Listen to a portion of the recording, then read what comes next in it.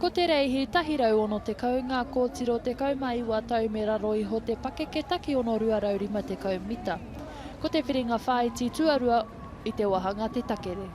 Aratua tahi, Mount Maunganui College, Tuakau College kei te aratua rua, te kura kaupapa Māori o Ngāti Ruanui kei te aratua toru, Lytton High School, te kura Māori o Porirua, Manukura kei te aratua ono, te kura kaupapa Māori o Horauta Wānanga kei te aratua whitu, aratua waru te kura kaupapa Māori o Tūpoho, Tamatea High School, Havelock North High School, te kura o Matapihi, Sacred Heart Girls College kei te aratua Ngāwhiru Mārua.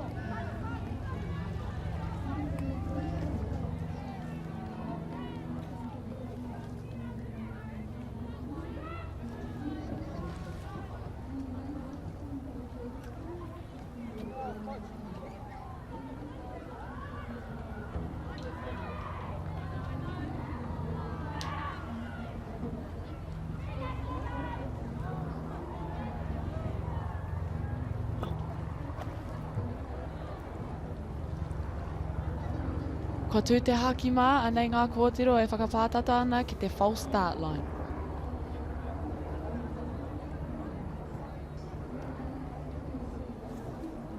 Ko tū te haki whero, kia kahe nei kōtiro, kia pātata atu ki tēnei rārangi. Green means go e te whānau hoake kōtiro mā. Tēnei te whiringa whaiti tuarua mo te wahanga te takere.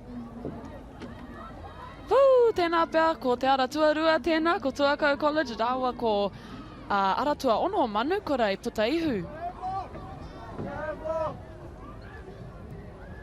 Kia mātakitaki mai te whānau.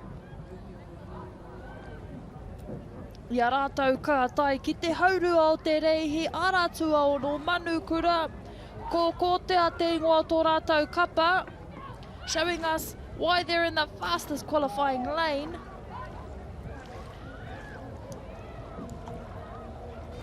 Ai, ko Manukura tērā e whakapau ka hāna. It looks like they're trying to keep that lane for the finals e te whānau. Aratua rima hoki, te kura Māori o Porirua, me te kura kaupapa Māori o Horauta Wānanga, e pakanga ana. Kia pau katoa te ruarau rima te kau mita.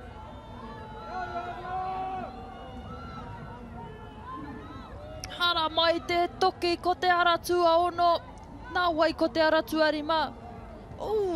Ko te aratua whitu pēr. Manukura. Katahi ko te kura Māori o Porirua taku mōhio. What I can tell you is how amazing they just did e te whānau.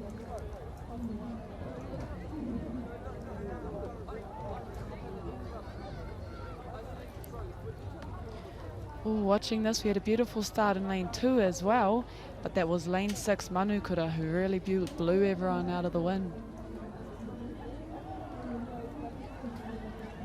Watch them pushing all the way till the finish.